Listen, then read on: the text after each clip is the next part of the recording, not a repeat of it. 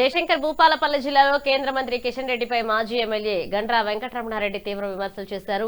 BRS జిల్లా కార్యాలయంలో జరిగిన మీడియా సమావేశంలో మాట్లాడుతూ సింగరేణికి కేంద్రం చేసిన మేలేమిటో చెప్పాలన్నారు. ఇక తాడిచెర్ల 2 గని గతంలోనే సింగరేణికి కేటాయించారని, కార్మికులకు గోదావరి తాగునీరు అందించి బీఆర్ఎస్ ప్రభుత్వమేనన్నారు.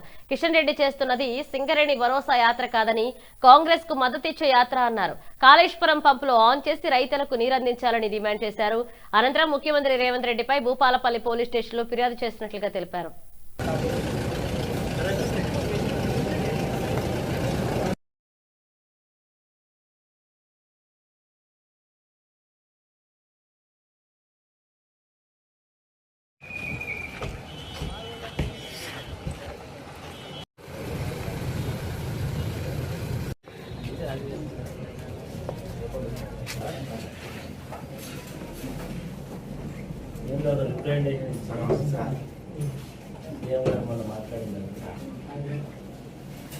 నీళ్ళ బదలడం మా రక్తం తంటే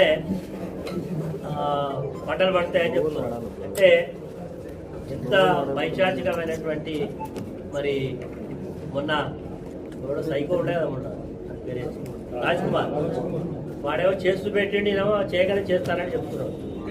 అంటే నీళ్ళేవా బాబు అంటే రక్తం అంటాడు, ఎక్కువ మాట్లాడితే గుడ్లు బిక్తా అంటాడు, ఎక్కువ మాట్లాడితే తొండలు దొరకడతా అంటాడు, ముక్కలు ఇస్తా అంటాడు, తొక్కుతా అంటాడు, గుడ్లు తీస్తే గోళీలు ఆడుతా అంటాడు. ఏంది భాష?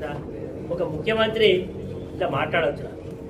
మొన్న ఉదాహరణకు మా పార్టీకి సంబంధించినటువంటి మాజీ శాసనసభ్యుడు, మాజీ పార్లమెంట్ సభ్యుడు బాలకృష్ణ గారు ఏదో రోలా మాట్లాడితే తెల్లారా ఆయన తీసుకుపోయి దాదాపు 25 రోజులు జైల్లో పెట్టింది. అంటే బాలకృష్ణకి ఏదైతే చట్టం వర్తిస్తుందో రేవంత్ రెడ్డి కూడా అదే చట్టం వర్తించాలి. సేమ్ అవే సెక్షన్స్ ఆయనకు కూడా ఉండాలని చెప్పి నేను ఇప్పుడే మరి సీఏ గారికి కంప్లైంట్ చేయబోతున్నా, రేవంత్ రెడ్డి గారి మీద ఫిర్యాదు చేయబోతున్నా. ఆయన మాట్లాడేటువంటి మాటల వల్ల శాంతి భద్రత విఘాతం కలిగేటువంటి అవకాశం ఉన్నది. ల్యాండ్ ఆర్డర్ మరి ఆయన హోంమంత్రి ఆయనే, ముఖ్యమంత్రి ఆయనే. మరి ఒక ముఖ్యమంత్రి హోదాలో ఉండి, ఒక హోంమంత్రి హోదాలో ఉండి మరి సమాజంలో విద్వేషాలు రెచ్చగొట్టే విధంగా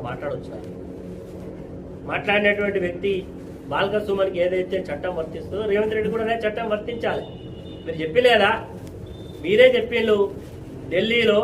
ఢిల్లీ ముఖ్యమంత్రి అరవింద్ కేజ్రీవాల్కు ఒక ముఖ్యమంత్రి అయినా అరెస్ట్ చేసి జైల్లో పెట్టిండు కదా. మరి అదే భారత రాజ్యాంగం చెప్తున్నది. రేవంత్ రెడ్డి కూడా సేమ్ అప్లికబుల్ అవుతాడు. రేవంత్ రెడ్డి కూడా సేమ్ దానికి మరి అర్హుడవుతాడు. కాబట్టి నీళ్ళేవయా బాబు అంటే నీళ్ళు ఇవ్వాలి, కానీ రక్తం తీస్తా, రక్తం పోస్తా, ఏం భాష, ఏం కథ అర్థమవుతుంది.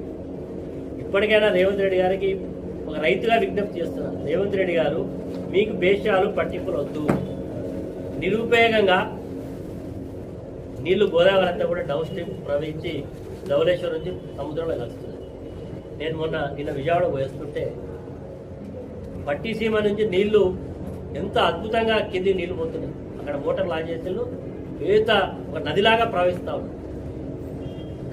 ఆంధ్ర ముఖ్యమంత్రికి ఉన్న సొయ్యి నీకు లేకపోతే మరి మేమేమని అన్నది. అక్కడేమో నీళ్లు కృష్ణాలకు తీసుకుపోతున్నాడు, గోదావరి నుంచి కృష్ణాకి లింక్ చేస్తున్నాడు. ఈరోజు కాళేశ్వరం ప్రాజెక్టు కట్టి అన్ని కూడా తయారు చేసి పెట్టి ఒక పోయి మోటార్ ఒత్తుడే నీళ్ళు పోసుడే. నువ్వు ఈరోజు కారణాలు చెప్తున్నావు కొట్టుకోపోతే అని. అంటే మా పార్టీ శాసనసభ్యులు కూడా చెప్పింది, అవి కొట్టుకపోయే ఇబ్బంది ఉంటే మా పార్టీకి సంబంధించిన ఎమ్మెల్యేలు అందరూ రాజీనామా చేస్తే మళ్ళీ పోటీ చేయమంటున్నాం. మాకు రాజకీయం ముఖ్యం కాదు, మాకు తెలంగాణ రాష్ట్రం యొక్క రైతుల ప్రయోజనాలే మాకు ముఖ్యం. తెలంగాణ ప్రజలకు తాగునీరు అందించడమే మాకు ముఖ్యం. మాకు రాజకీయాలు పదవులు కాదు. నీకేమో పదవులు, కేసీఆర్ గారి పేరుని ఎట్లా డ్యామేజ్ చేయాలి, నీళ్ళు ఇస్తే ఎట్లా కేసీఆర్ పేరు వస్తుంది అనేటువంటి దురుద్దేశం నీకున్నది. మేమేమో తెలంగాణ రైతుల యొక్క ప్రయోజనాలు, పంట పండకుండా ఎండిపో